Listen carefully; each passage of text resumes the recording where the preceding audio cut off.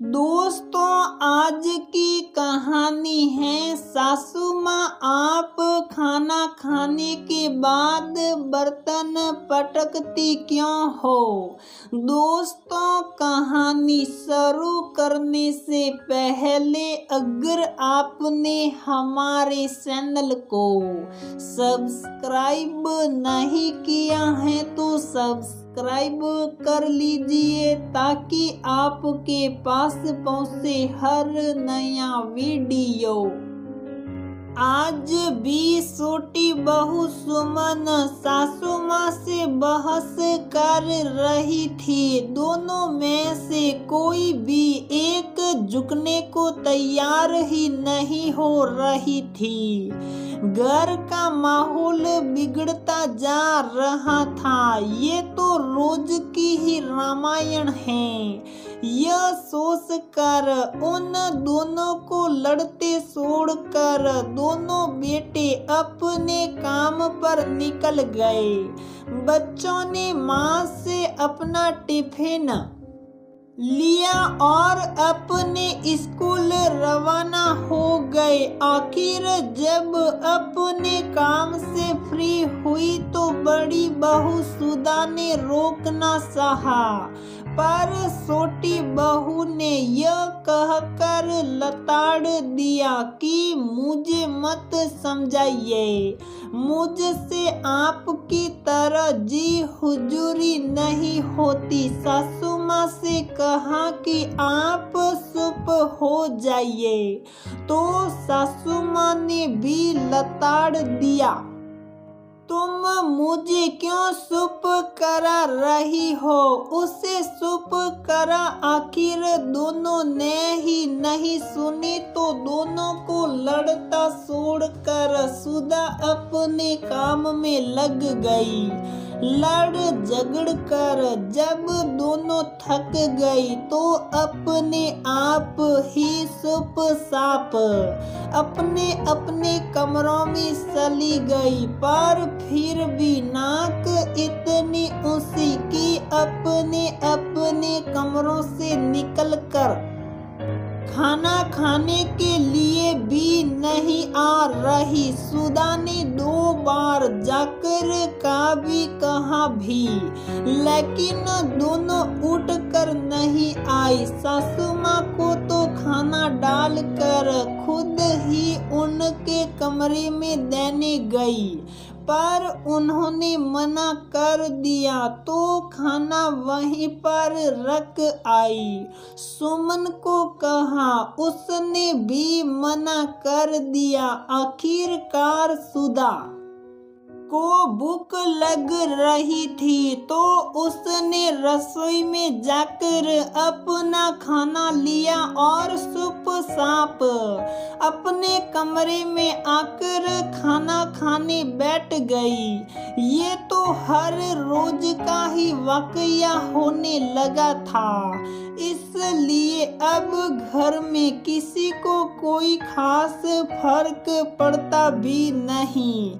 सास और छोटी बहू रोज लड़ते और लड़ाई की वजह कोई बड़ी वजह नहीं, बल्कि छोटी छोटी बातें। आज की वजह सासू माँ को चाय के साथ बिस्किट चाहिए थे।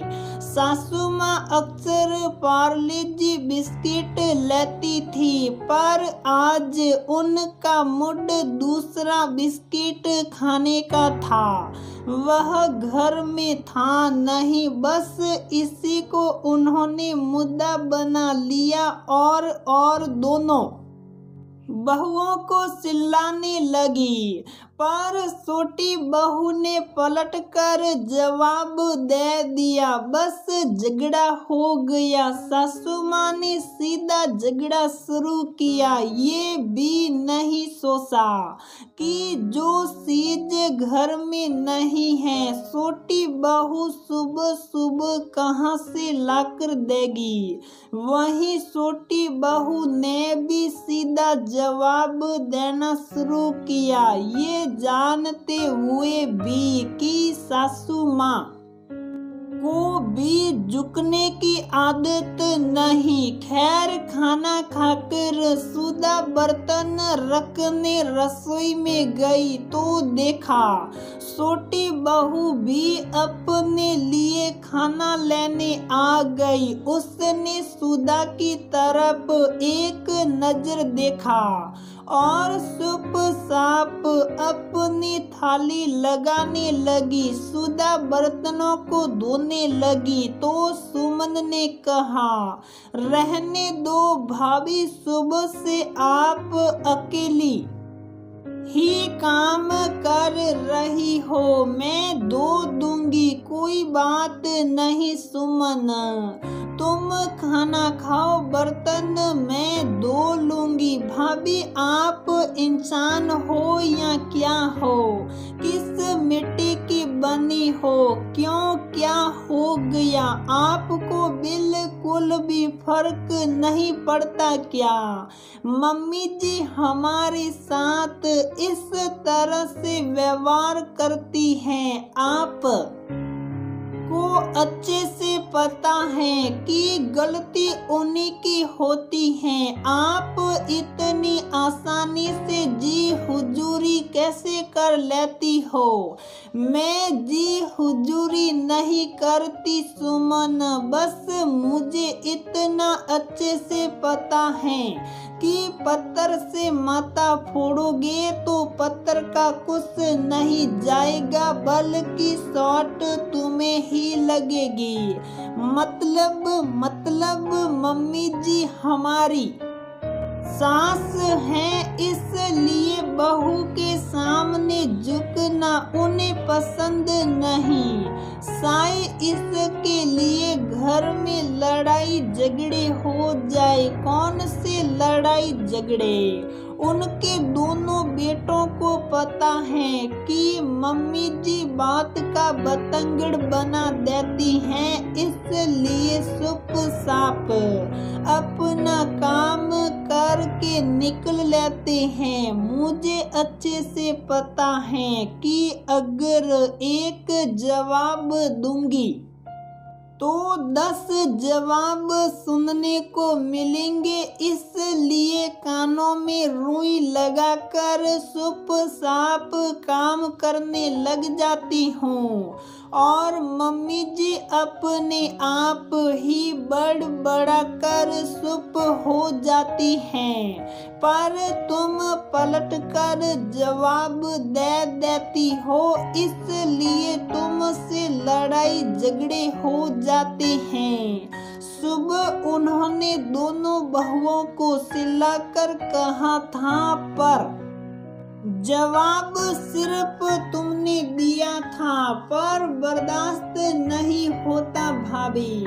आजमा कर देख लो, जो इंसान लड़ने के मूड में हो उसको जवाब ही मत दो, अपने आप ही चुप हो जाएगा। ठीक है भाभी, एक बार इसको भी ट्राई करके देखती हूँ। ये सब बाद में करना, पहले खाना खा लो। ठीक है, मैं यहाँ रसोई में ही बैठकर खाना खा लेती हूँ, जैसी तेरी इच्छा। थोड़ी देर बाद सासू माँ भी अपने आप ही खाना खाकर बर्तन रखने आ गई। बर्तनों को जोर से सिंक में पटका, पर ना ही बड़ी बहू ने जवाब दिया और ना ही छोटी बहू ने, तो अपने आप ही पैर पटकती हुई रसोई के बाहर चली गई। भाभी आपकी बात में दम तो है, बोलकर छोटी बहू हंसने लगी। उसके साथ साथ सुधा की भी हंसी छूट गई। अब से ऐसा ही होने लगा। छोटी बहू ने भी पलटकर जवाब देना बंद कर दिया।